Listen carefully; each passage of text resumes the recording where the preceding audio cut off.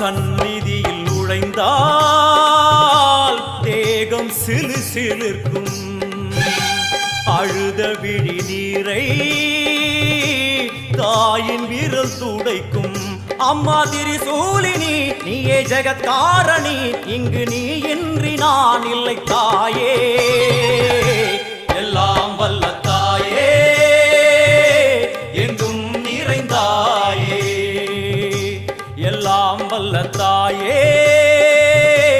எங்கும் நிறைந்தாயே